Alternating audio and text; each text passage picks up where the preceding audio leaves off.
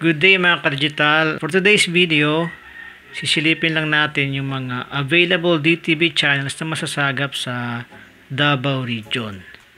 Yung mga posibleng masagap nyo kapag bumili kayo ng digital box, like For The Box, Solid TV, Baron, or kung yung TV nyo meron ng built-in na digital receiver.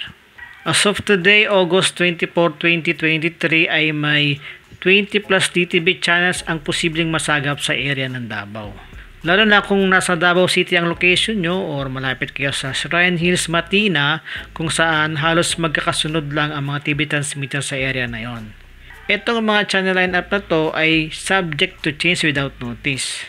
Lalo na yung mga sub-channels nila. Minsan, mag-iiba ang channel name, madadagdagan or mababawasan. Depende yan sa mga TV stations.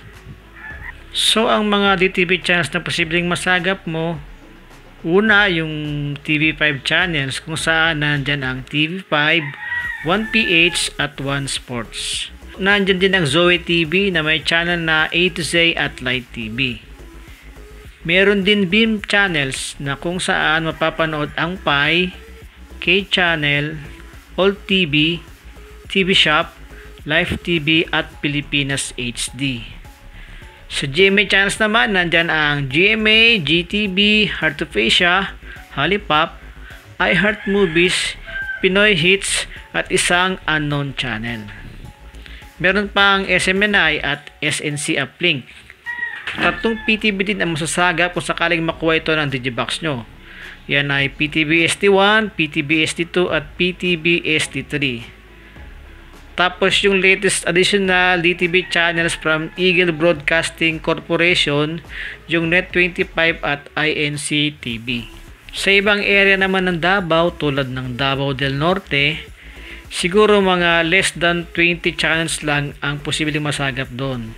Tulad sa area ng Panabo, Samal at Tagum, posibleng hindi makaabot sa location nila yung SMNI, PTV at INC TV. Kung medyo malayo naman ang area mo sa transmitter, tulad sa area ng Davao de Oro, posibleng 7 GMA channels lang ang posibleng masagap mo kapag bumili ka ng Digibox. Kung medyo malayo na kayo sa mga TV transmitter, try nyo gumamit ng outdoor antenna. Baka sakaling madagdagan pa ang mga nasasagap nyo na DTV channels. Pero mayroon naman mga instances na kahit medyo malayo ka sa mga TV transmitter, basta maganda ang location mo ay marami ka pa ring masasagap. Tulad na lang sa coastal areas of Malita, Davao Occidental, dahil nga dagat lang ang pagitan ng Malita sa mga transmitter, walang obstacle para sa mga binabatong signal ng mga transmitter o mas maganda ang line of sight from TV transmitter papunta sa bayan ng Malita. Parehas din yan sa coastal areas ng Bataan na kung saan nasasagap sa Bataan ang maraming channels ng NCR. So kung taga Davao ka at plano mo bumili ng Digibox, posible na 8 to 25 channels ang masasagap mo, depende na lang yan sa area at antenna na gamit nyo. So hanggang dito na lang ang ating video at maraming salamat sa suporta mga ka-digital. God bless po sa inyong lahat.